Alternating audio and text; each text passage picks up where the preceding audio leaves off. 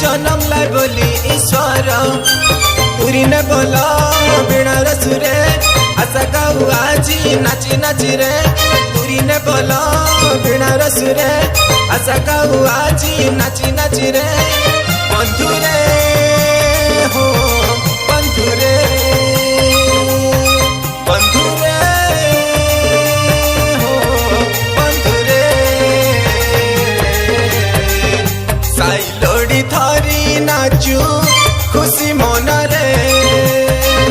साई लोड़ी थरी नाचू खुशी मन रे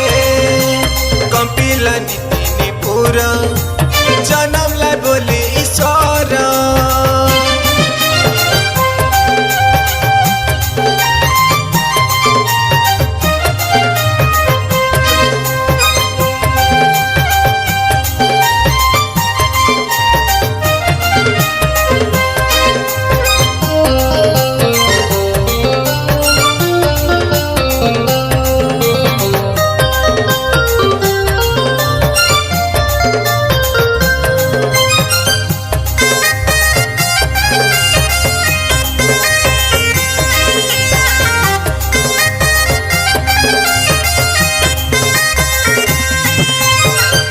माता मरियम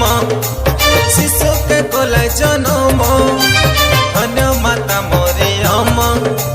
शिशु के कोला जन्म स्वर्गदूतर कथा मानी सही कुमारी जननी स्वर्गदूतर कथा मानी सही कुमारी जननी जेरूशलेम बेथलेहेम में जन्म है गुहाल घरे जो चला भाई भईनी अति आनंद मन रे बंधु रे हो बंधु रे बंधु रे हो बंधु रे साई लोड़ी थरी नाचू खुशी मन रे साई लोड़ी थरी नाचू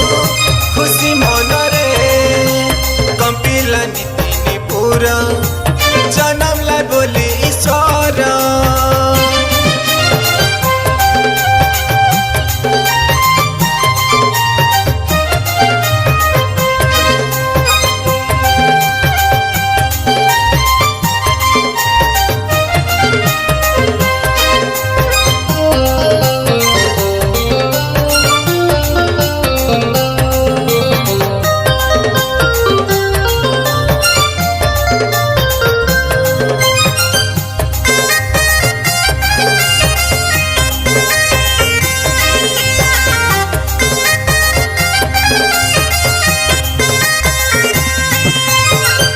थरी भेटी दान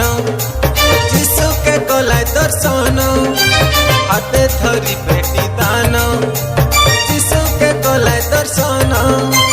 ज्ञानी पंडित भाई गंजिया तारा के देखी ज्ञानी पंडित भाई गंजिया तारा के देखी बेटा चर मन के जाई कहला स्वर्गदूत जाई करी डर राती ने उठी गले देखा काकर के नाई डरी रे